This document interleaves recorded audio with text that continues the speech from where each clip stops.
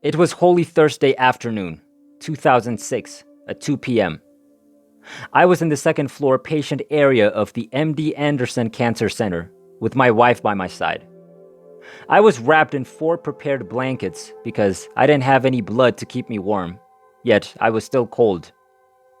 My cells and organs were crying for blood, but because the disease had damaged my bone marrow, I couldn't give it to them. I wasn't on any medications, except for some pain relievers for humanitarian reasons because they knew I was in a lot of pain and just had a few hours remaining. I was diagnosed with severe malignant leukemia on March 22, 2002, and given 3 to 6 months to live, so I'd had 4 years of excruciating bone marrow cancer before my death. I struggled. I couldn't figure out why I was dying since I'd been told to come to Taos 10 years before. I wished to do something unique for others. It was my life's dream to come to Taos and do God's will. The bed began to bounce back and forth like a porch swing as I lay there, too weak to be in a wheelchair. I told my wife, who was standing next to me at the time, that everything alive was on fire with color. All of the plants, which were numerous, were stunning. The pain and anguish had subsided, and I felt at peace. Then I began to climb, rising above my body and my wife. There's no tunnel, only a very tall rise. When I turned around, I could see my body and my wife far below.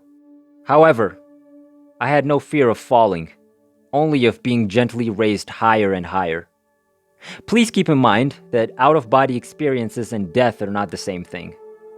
I'd had several out-of-body experiences before, but death was much different, a lot more liberating, joyful. Then, in God's presence, I appeared to soar above all creation. The light was so strong and energizing that I mistook it for power. Then it hit me. It was love. Only incredible love.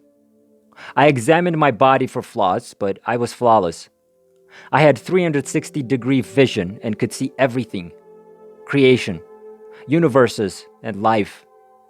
Then I realized that everything of creation is alive, and that love is at the heart of it all. I never wanted to leave that place. My wife and I made the decision to go together. I'd been sick for years, and she was always there for me, but I had to leave. I'm not sure how long I stayed there because time doesn't exist at that level. I wasn't spoken to, but I had a hunch. My wife had been reading while I was supposed to be sleeping. She finally stood up to get a bottle of water. She tapped my knee as she passed by and murmured, "Now don't leave me." It felt like I'd been hit by a massive truck or train at that point. A very loud accident occurred. I was back in my body, but not completely.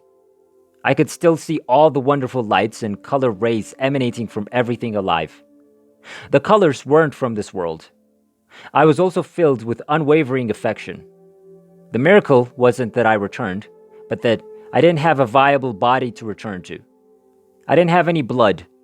My body had died. Later, while being carried out of the facility to a waiting van, I noticed 2 persons pass in front of me. They didn't look at each other or recognize each other. My heart was broken. As spiritual creatures, we're all linked. Love is what holds us together. We are never on our own. We should all care for one another. I fell into a coma over the Easter weekend and began waking up on a Monday morning.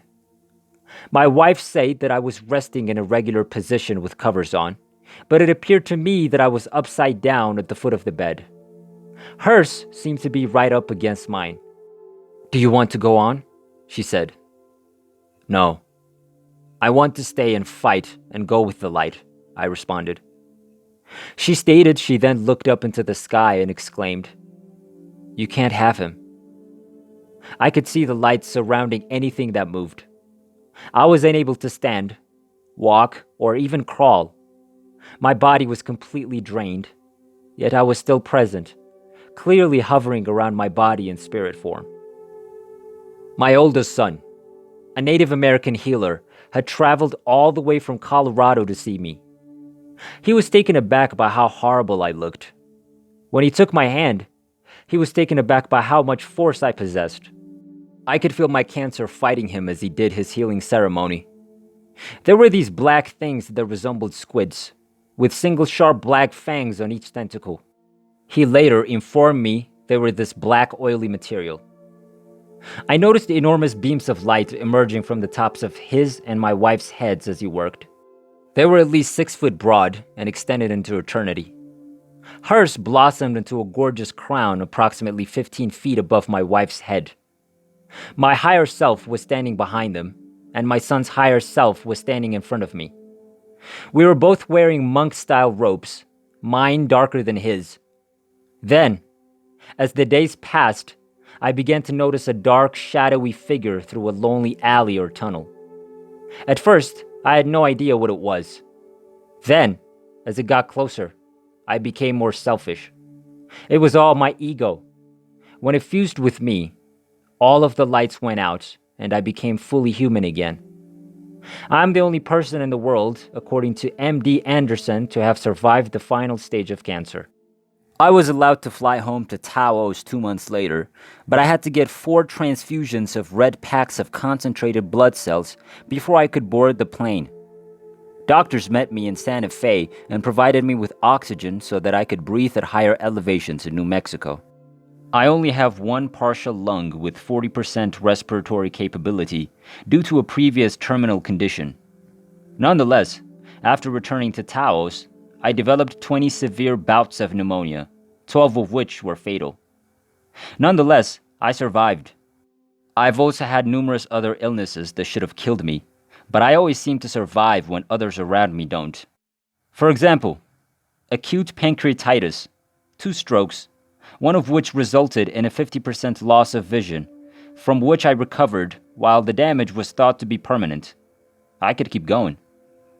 I was on 27 medicines per day at one point after the NDE. I'm now simply using sleeping pills to help me sleep. For nearly 8 years, I was on morphine levels of 200 to 300 milligrams every day. I was told I'd never be able to come off of it. So I spent a year trying to go off of it, 6 months of which were terrifying. It was dreadful. Now I live alone at home, on the end of an oxygen tube, with pain all over my body all day and night. I rarely consume solid meals and avoid sugar, carbohydrates, processed foods, and dairy items. Nonetheless, I'm in pain all day, every day. It's now up to God, because my physicians are as perplexed as I am. If death is returning, I welcome it. It is the most lovely occasion of our lives. We're leaving.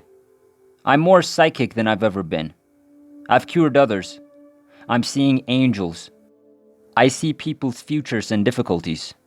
Even though I've been with the Greys, I still get visits from my alien pals, who are tall and humanoid in shape.